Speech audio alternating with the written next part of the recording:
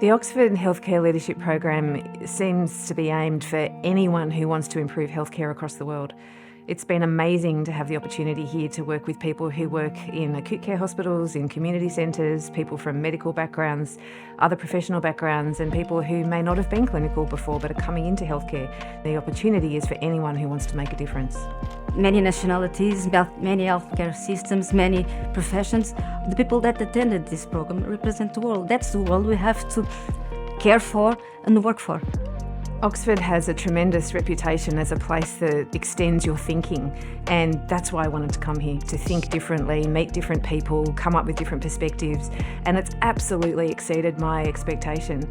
It's really interesting and it motivates you.